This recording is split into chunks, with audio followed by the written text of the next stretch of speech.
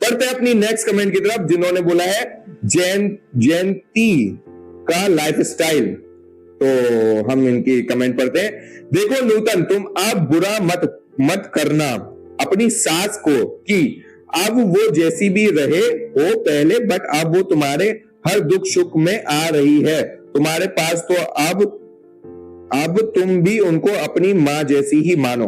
तो जी मैं आपसे बोलना चाहूंगा कि वो जितनी बार आती हैं उतनी बार नूतन जी उनको पूरी रेस्पेक्ट देती हैं। अभी तो वो 3-4 दिन रुक के भी गई थी, जब भी उनको खाना पीना हर चीज से रेस्पेक्ट दे रही थी नूतन जी। जब भैंस आई थी उनके घर में ब्याई थी। दूसरी बात, एनिवर्सरी पे आपने देखा ही होगा, मैंने क्लिप जैसे लगाई थी कि उन्होंने पैर भी छुए थे कहीं भी किसी भी। और जब उनके देवर एनिवर्सरी को रात को जा रहे थे तो उन्होंने बोला था खुद कि अभी मत जाओ आप दोनों, आप रुक जाओ यहीं पे, रात बहुत हो चुकी है। तो वो हर तरीके से वो भी कोऑपरेटिव है। मैं आपकी बात को बिल्कुल सराहने रखता हूं, वो भी कोऑपरेटिव है, नूतन भी कोऑपरेटिव है। आप लोग, आप नहीं, आपकी बात नहीं कर रहा हूं मैं, बाकी लोगों की बोल रहा हूं। जो लोग ऐसा लग रहा है कि सास अच्छी है, नहीं भाई, दोनों लोग अच्छे हैं, एक की तरफ से कभी ताली नहीं बजती है। चलिए भाई नेक्स्ट कमेंट की तरफ बढ़ते हैं। नूतन, तुम अपनी सास से क्यों बात नहीं करती, वो आपको इतना सपोर्ट करती है। अच्छा चलो ठीक है, मैं बताता हूं आपको ना। कभी लाइफ में कुछ ऐसी चीजें होती हैं जो ना आपके दिल से निकल नहीं पाती हैं, लेकिन परिवार के होने की वजह से हम उन चीजों पे ना मिट्टी डालने की कोशिश करते हैं। एक बोलते हैं ना, बात को भुलाने की कोशिश करते हैं, उन बात को भूला नहीं जाता है। तो कभी कभी कुछ जख्म इतने गहरे हो जाते हैं कि वो ना हमारे दिल से निकल ही नहीं पाते हैं। तो शायद उनकी लाइफ में भी कुछ ऐसी चीजें हैं जो उनके दिल को इतनी छू गई हैं, फिर इतनी गहरी पहुंच गई हैं कि उनको वो भुला नहीं पा रही हैं। तो इसमें कोई वो उनको हार्म भी नहीं पहुंचा रही हैं। आपको मैं एक चीज बता दूं, उन जख्मों की वजह से वो उनके साथ कुछ गलत व्यवहार भी नहीं कर रही हैं। सबसे बेस्ट पार्ट क्या है कि वो उनके घर पे आती हैं, वो उनको सपोर्ट कर रही है, वो उनको सपोर्ट कर रही है, वो लड़ नहीं रही हैं। उन पुरानी चीजों की वजह से नूतन लड़ नहीं रही हैं। अगर देखा जाए तो कोई और होता तो शायद होता वो लड़ता भी कि भाई आज मेरे पास पैसा आ गया तो तुम आज मेरे पास आ रहे हो, है ना, कल मेरे पास पैसा नहीं था, तुम सबने मुझे घर से बाहर निकाल दिया था। सब चीजें याद रहती हैं इंसान को, ठीक है, सब चीजें याद रहती हैं। तो मैं आपको सिर्फ यही कहना चाहूंगा कि दोनों की तरफ से है, एक की तरफ से नहीं है।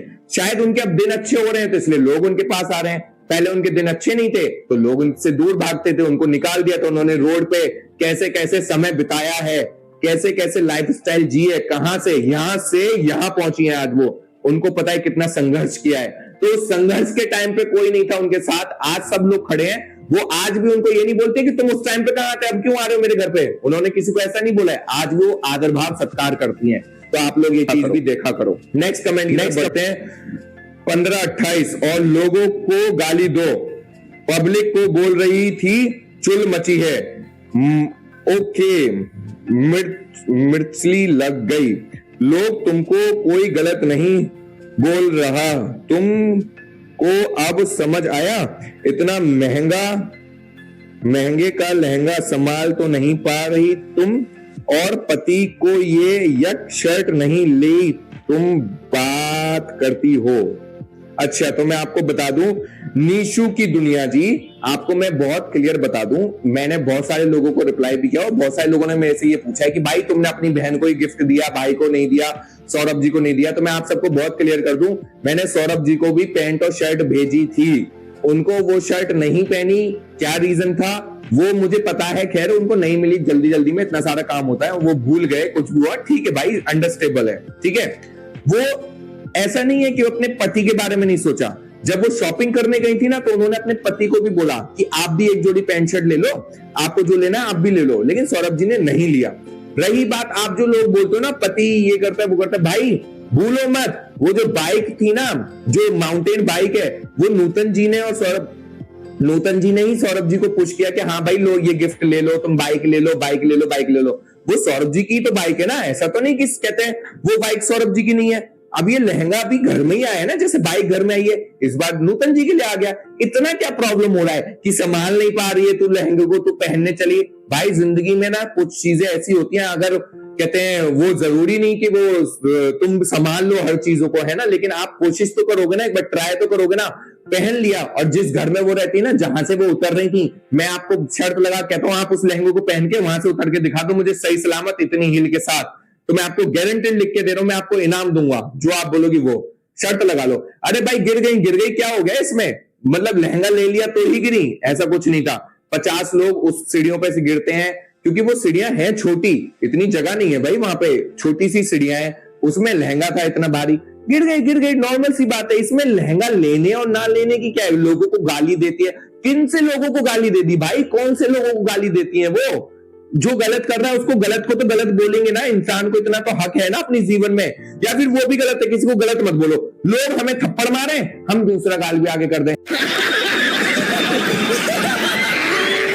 शायद ये जमाना चला गया महात्मा गांधी जी के साथ, आज का जमाना ये है कि अगर आपको एक गाली दे रहा है ना कोई, तुम उसको आगे से गाली दो, लेकिन जब तक किसी ने तुम्हें गाली नहीं दी, किसी ने तुम्हें थप्पड़ नहीं मारा, जब तक तुम भी किसी को थप्पड़ मत मारो। बात तो सही है। ये सबसे सही सलाह है, ठीक है। तुम क्या चाहते हो कि नूतन को कोई आए एक थप्पड़ मारे, नूतन इधर थप्पड़ गाल आगे कर दे, है ना, नूतन को लोग थप्पड़ मारते रहे, नूतन पिटती रहे, नूतन किसी को कुछ ना बोले, आप लोग तो ये चाहते हो, लेकिन ये पॉसिबल नहीं है भाई।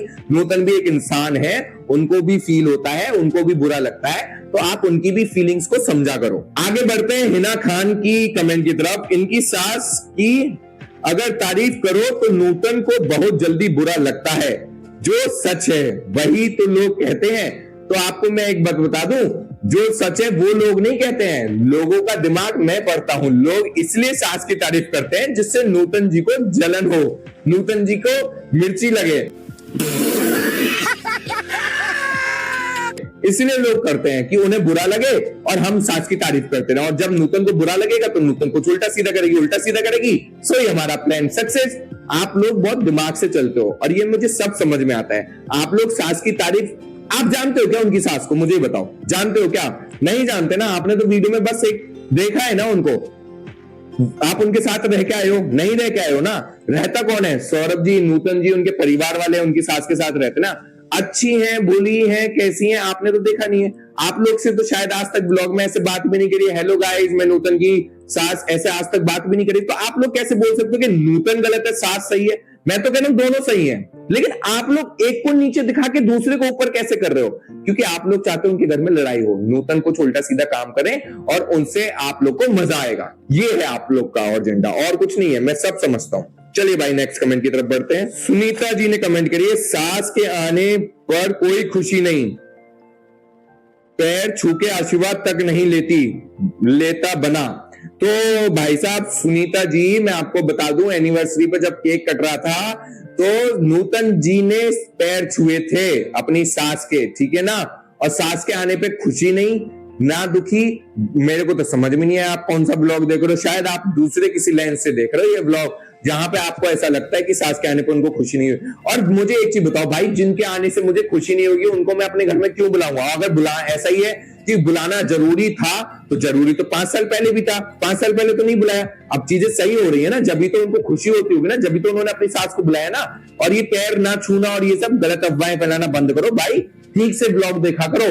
जब उनकी सास भैंस ब्याने के बाद अपने घर जा रही थी ना, उस टाइम पे भी उन्होंने अपनी सास के पैर छुए थे प्रॉपर, अच्छे से केक काटा था, जब भी पैर छुए थे। हर चीज हर बार दिखानी जरूरी नहीं होती है, दिन में 50 बार पैर छू रही है तो 50 बार तुम्हें दिखाएं, तुम्हें उसमें ही प्रॉब्लम होगी। तुम बोलोगे अरे कितनी ओवर एक्टिंग कर रही है, कैमरे के लिए पैर छू के दिखा रही है, शायद तुम लोग उसमें भी कमियां निकाल दोगे।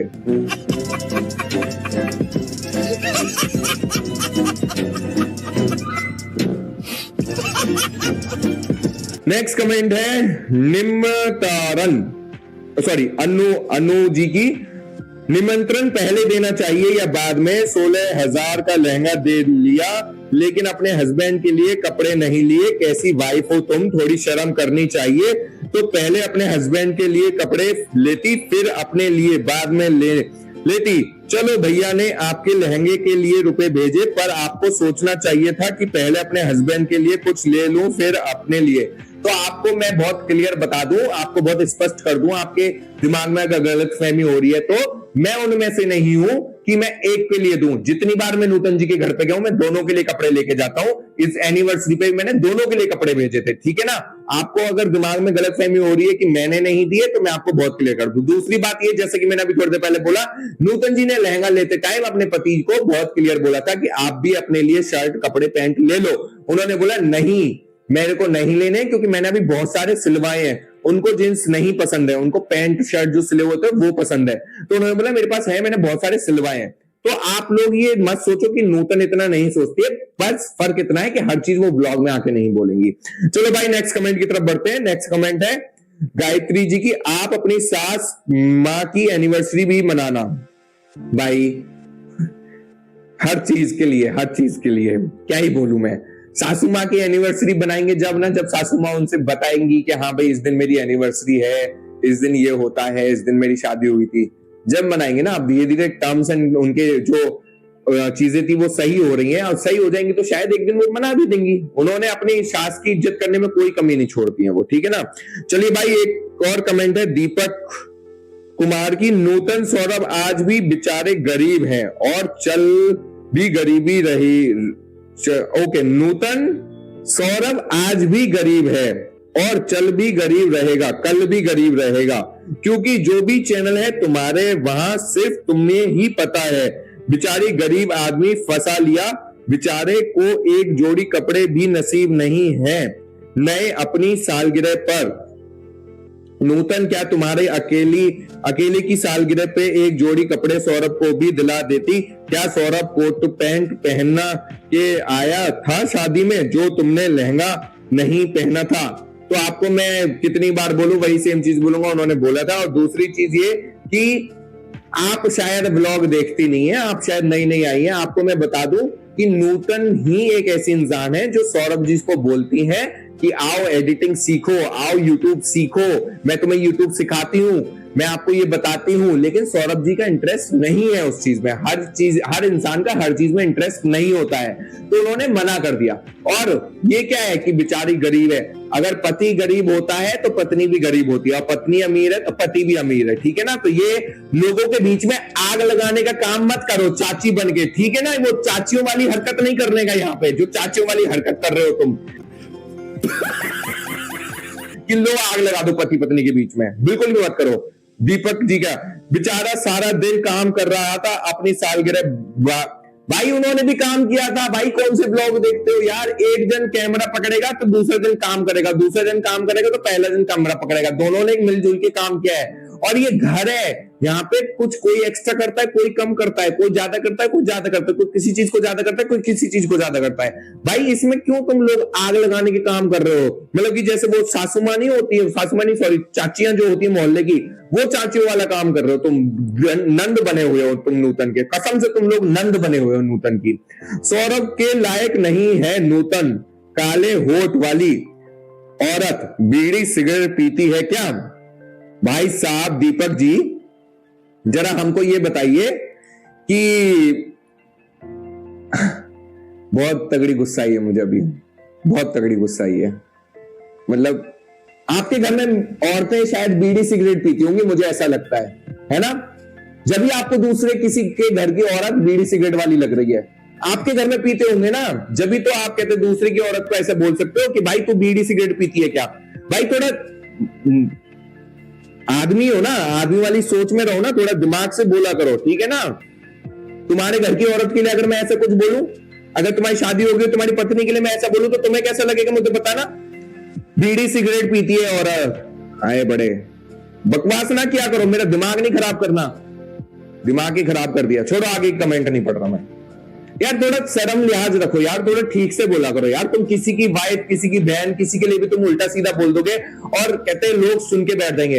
लेकिन नहीं भाई, अब मैं हूं यहाँ पे, ठीक है ना। कुछ बोला ना मेरे को बोलो, मैं तुम लोग को जवाब दूंगा। वो सीधी है ना नूतन, इसलिए तुम लोग उसका मिसयूज करते हो, तुम लोग उसको जो मन में है वो बोल देते हो। भाई थोड़ा तमीज में लिहाज में बोला करो। मेरी आप लोगों से हाथ जोड़ के विनती यही है कि किसी को अच्छा नहीं बोल सकते हो तो बुरा भी मत बोलो। कृपया अपने घर पे शांति बनाकर रखें और YouTube पर भी शांति बनाकर रखें। अपने जीवन में खुशहाली लेके आए, दूसरों के जीवन में भी खुशहाली लेकर आए। इसी के साथ हम मिलेंगे अपने नेक्स्ट ब्लॉग में। तब तक के लिए बाय, टाटा, सी यू। आपको मेरी ये वीडियो कैसी लगी प्लीज कमेंट में जरूर बता के जाना। और तब तक के लिए बाय। जिसने चैनल को सब्सक्राइब नहीं किया प्लीज हाथ जोड़ के विनती है चैनल को सब्सक्राइब कर लीजिए। Thank you so much.